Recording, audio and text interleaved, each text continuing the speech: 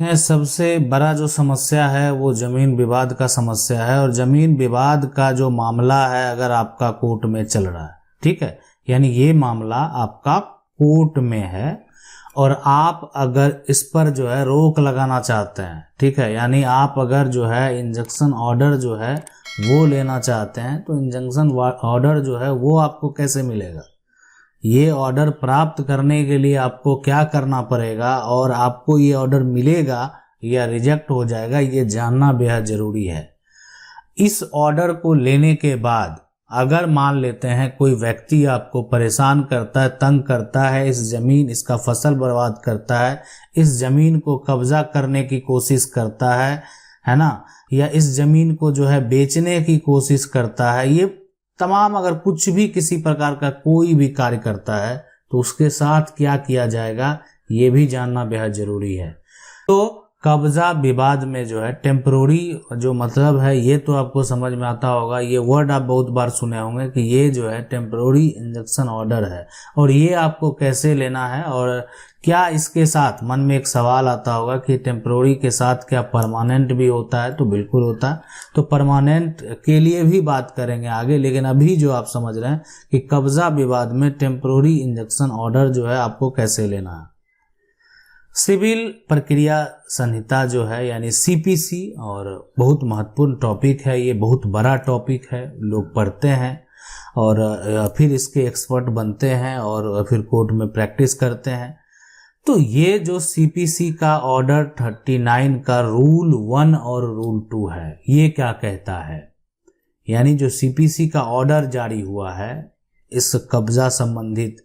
या injunction order संबंधित, तो ये जो है यानी रूल 1 और रूल कहता है, ये भी जानकारी बेहद जरूरी है। तो चलिए समझते हैं इसको। देखें, इस ऑर्डर को अगर आप बोलना चाहें तो अपनी भाषा में अगर इसको बोलें तो ये ऑर्डर जो है आपका स्टे की तरह ही है, ठीक है। और स्टे जो ऑर्डर होता है ये उसी प्रकार है। स्टे मतलब होता है इस पर जो है एक तरह से रोक, एक तरह से लग जाना, ठीक है। अब रोक तो लग गया, लेकिन कहां से रोक लग गया, कोर्ट के द्वारा, ठीक है, यानी कोर्ट के द्वारा जो है क्या किया गया, इस पर रोक लगा दिया गया। रोक लगने का मतलब है कोर्ट के द्वारा रोक लगा गया, तो ना तो आप कोई इसको आकर कब्जा कर सकता है, ठीक है, ना इसको बेच सकता है, यानी ना इस पर किसी प्रकार का जो फसल है वो उगा सकता है। बहुत तरह की जो बातें हैं, यानी जब देखें कोर्ट से कोई भी आदेश आ गया, कोर्ट से किसी भी अगर मान लेते हैं प्लॉट पर जमीन पर स्टे लगा दिया गया, किसी भी मकान पर स्टे लगा दिया गया, तो अब आप उसमें कुछ नहीं कर सकते। जो उसकी स्थिति बनी हुई है वैसी स्थिति बने रहेगी जब तक कि मामला जो है इसका, इस विवाद का मामला, यानी मामला जो है यानी कोर्ट में अगर चल रहा है, कोर्ट में अगर चल रहा है, बहुत लोगों के साथ क्या होता है, चल रहा है। बहुत लोगों के साथ समस्या क्या है, सबसे बड़ी समस्या है कि ये जो विवाद है ना, इसका मामला जो है कोर्ट में है, ठीक है। अब ये जो भी मामला हो, टाइटल का मामला पेंडिंग है, मामला जो अभी पेंडिंग है, मामला पर कोई फैसला तो हुआ नहीं। अब ये क्या करते हैं कि जमीन के जो एक तरह से जिस पर मामला चल रहा है वो अब उसके पास फर्जी डॉक्यूमेंट हो, जैसे भी हो, है ना। अब अगर कोई भी जाली दस्तावेज बना लिया है, अवैध कब्जा है, या जो भी जिस प्रकार का उसका मामला है किया, अगर मान लेते हैं उसी जाली दस्तावेज के आधार पर इसको बेच दिया, ठीक है, तब ये जमीन तो बिक गया। मामला कोर्ट में चल रहा था लेकिन फिर भी जो है कोर्ट से बेच दिया गया। कारण आप उस रजिस्ट्री को, उस जो एक तरह से रजिस्ट्री हो रही है उसको रोक भी नहीं पाएंगे, इसलिए कि जब तक आपका विवाद स्पष्ट नहीं होता है और तब तक आप इस पर जो है आसानी से रोक भी नहीं लगा सकते।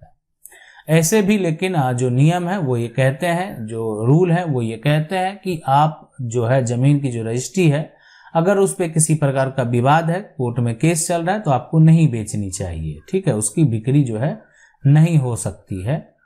लेकिन इस पर भी पूरा एक तरह से कहानी है, पूरा स्टोरी है, बहुत सारे मामले सुप्रीम कोर्ट में गए हैं, तो उसके बारे में हम आगे कभी बात करेंगे। लेकिन अभी जो हम बात कर रहे हैं वो ये कि अगर इसको कोई बेचना चाह रहा है या बेच दे रहा है, इस पे अगर मान लेते हैं जाके रजिस्ट्री इसकी कर रहा है, तो अगर आप जो इंजंक्शन ऑर्डर लेते हैं, आपको जो है यानी टेम्पोररी इंजंक्शन ऑर्डर अगर कोर्ट से प्राप्त है, तो जब तक ये मामला कोर्ट में केस अगर चल रहा है तो उस टाइम पीरियड में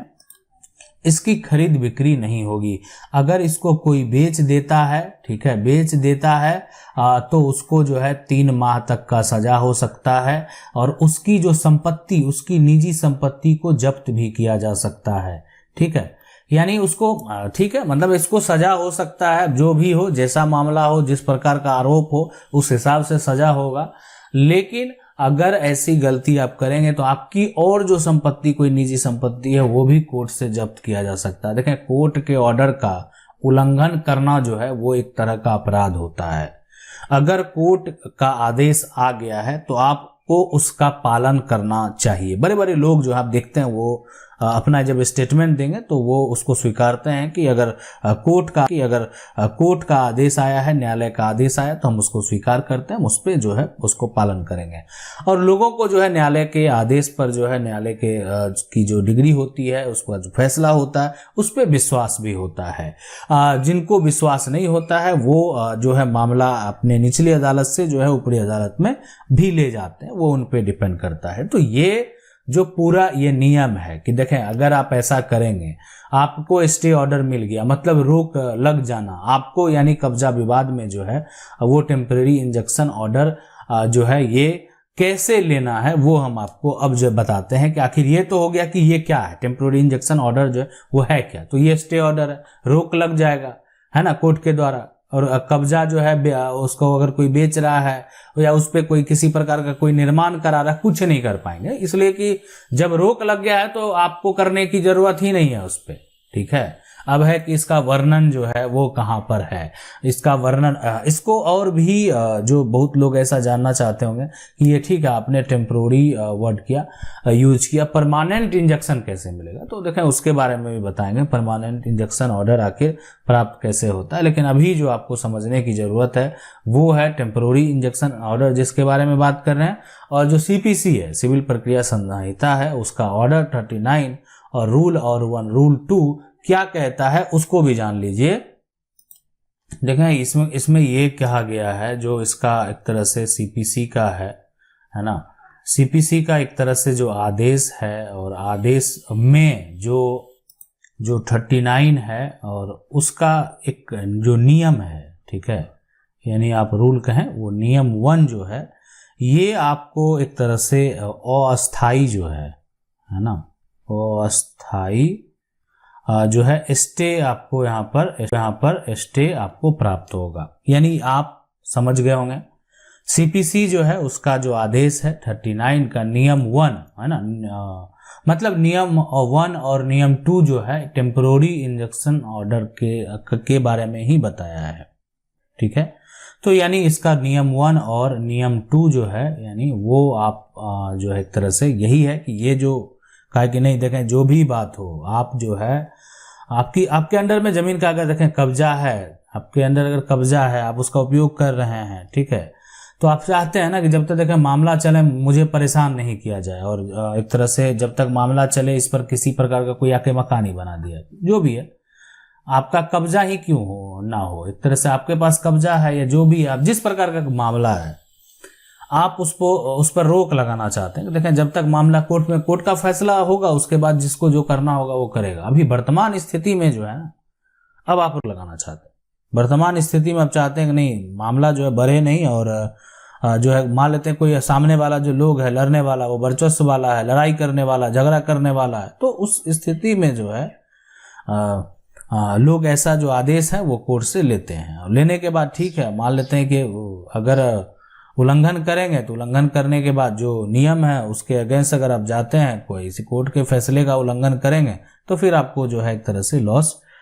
हो सकता है, आपको समस्या और भी उत्पन्न हो सकता है। इसलिए लोग ऐसा करते भी नहीं है, जब कोर्ट का कोई फैसला आता है तो इसको स्वीकार ही करते हैं। इसलिए अगर जो नहीं करते हैं और तो कुछ पल के लिए वो लोगों को परेशान कर सकते हैं, लेकिन जब उसके अगेंस्ट फिर मामला कोर्ट में जाएगा तो फिर उसको अरेस्ट होना पड़ेगा, उसको सजा भी हो सकता है। इसलिए कि आपने क्या किया, कोर्ट का फैसला दिया लेकिन आपने उसको नहीं माना, आप फिर भी अपना वर्चस्व जो है दिखाते रहे, तब जाइए आप जो है सिविल जेल में रहिए कुछ दिन, आपको समझ में आ जाएगा कि आखिर इसका उल्लंघन करने का जो है मतलब क्या होता है। अब बहुत लोगों के मन में सवाल होगा कि इसमें अब परमानेंट इंजंक्शन ऑर्डर जो है वो या रजिस्ट्री के मामले हैं, है ना, ये फर्जी रजिस्ट्री के मामले हैं, फर्जी डॉक्यूमेंट के मामले हैं, तो उसमें किस प्रकार का ऑर्डर जो है प्राप्त होता है। या मन में ये भी सवाल होगा कि आखिर सुप्रीम कोर्ट में ऐसा कोई फैसला हुआ है, इस पर किसी प्रकार का कोई सुप्रीम कोर्ट के द्वारा स्टेटमेंट आया, तो वो भी आपको जरूर आगे जो है वो बताएंगे। आशा करते हैं वीडियो अच्छा लगा होगा। वीडियो को लाइक जरूर कर दें, चैनल को पहली बार देख रहे हैं सब्सक्राइब करके जो बेल आइकन है उसको जरूर दबा लें। मिलते हैं अगले वीडियो में, तब तक के लिए जय हिंद।